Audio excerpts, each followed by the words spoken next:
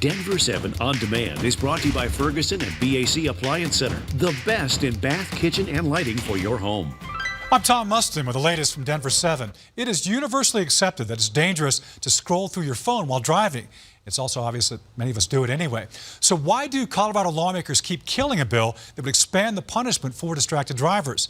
As Denver 7's Jennifer Kovaleski shows us, the answer is more complicated than you might think.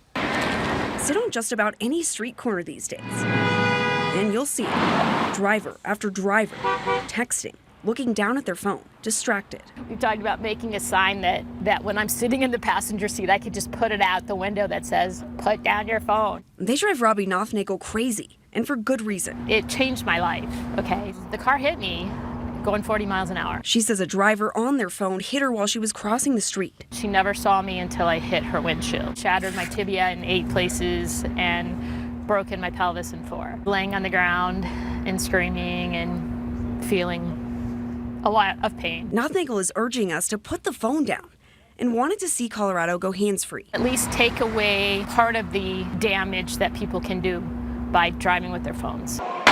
I'm so disappointed with the outcome of the hearing. But before you drop your phone, we're taking this device debacle 360.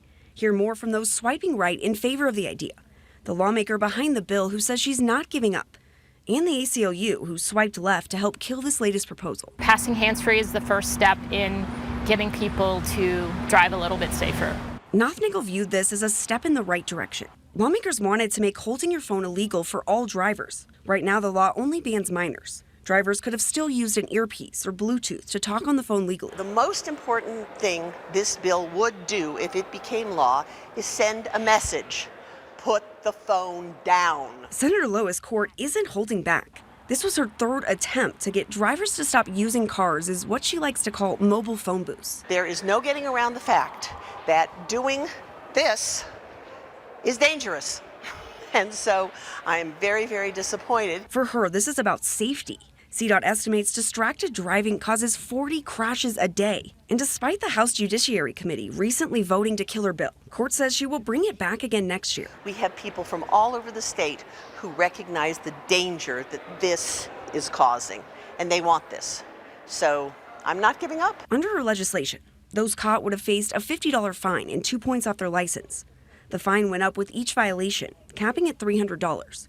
Get enough points and you risk having your license suspended. But the ACLU and others said hold the phone. I don't like Senate Bill 12. Inner Public Policy Director Denise Mays. She agrees distracted driving is a problem, but saw this as the wrong solution. At the end of the day, all the studies tell us that banning their use or imposing some sort of high fines on their use doesn't stop the use. She's talking about studies like this one from CU Boulder, which found no evidence California's ban decreased crashes. Mays also worried the law could lead to racial profiling. It becomes an officer's word against the individual. Not true when you have a BAC test. There are lots of ways that police can profile if they want to, and this wouldn't be, I don't think, at the top of the list where it would happen.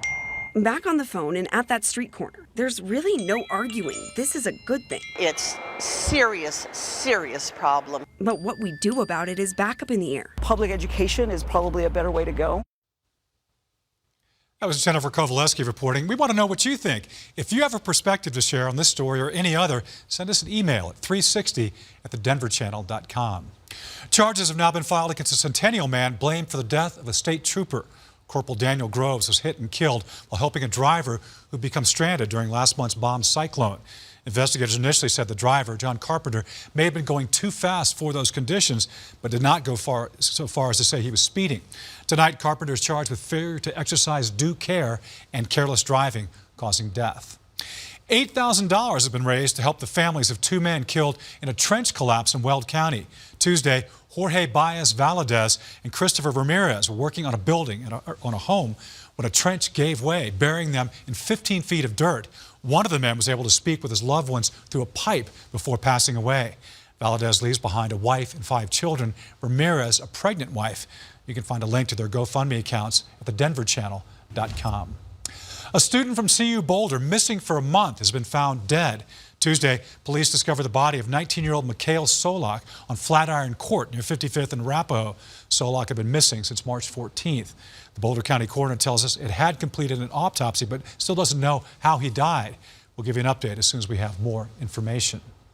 Wildlife officers are looking for an apparent poacher in Weld County. Parks and Wildlife tells us 3 deer have been shot and left to rot near the Big Thompson River. Beyond reports of a truck driving erratically in the area, investigators say they don't have a lot to go on. So if you know who could be responsible, help CPW out and give them a call. And tonight, Boulder County deputies need your help to solve a nearly 26-year-old mystery. They believe these images represent the face of a man found dead near Gregory Canyon back in 1993. It's thought he was likely from Florida or Texas and did not grow up here in Colorado. The cause of his death was ruled undetermined, but there were no obvious signs of injury.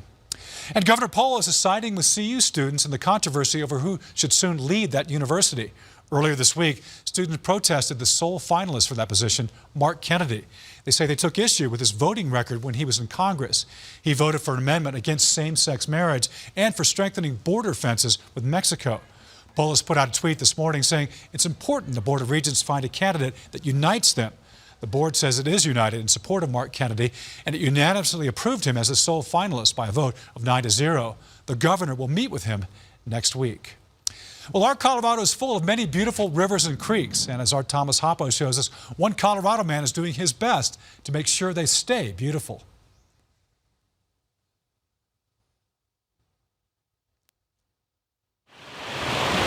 It's really peaceful because you have the natural sounds of the water.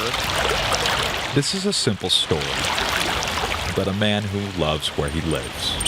And you're kind of a little bit off the beaten path where traffic is. And he'll do anything to preserve that beauty. Okay, it's called the Bear Creek Bike Path. And of course it follows along the Bear Creek that goes all the way down to Platte River and goes all the way up to Morrison and even of course up to Evergreen.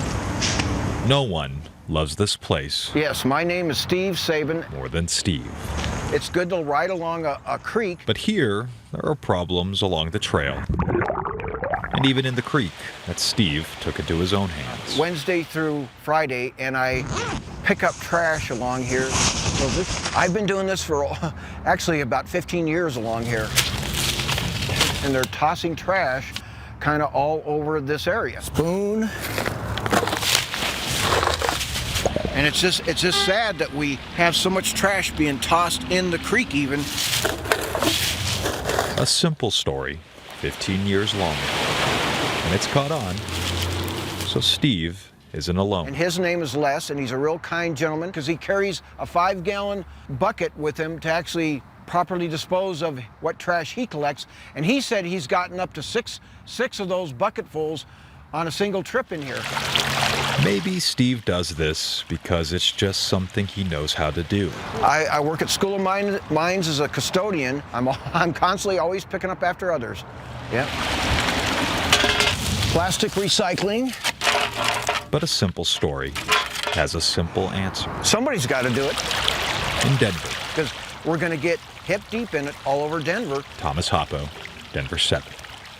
Thank you, Thomas. And from the First Alert Weather Center, here's a check on your forecast. Tomorrow, sunny and warmer, a high of 75. Even warmer on Saturday, high of 78. And then a bit of a hiccup. Easter Sunday, some showers, the cooler temperatures, high of just 57.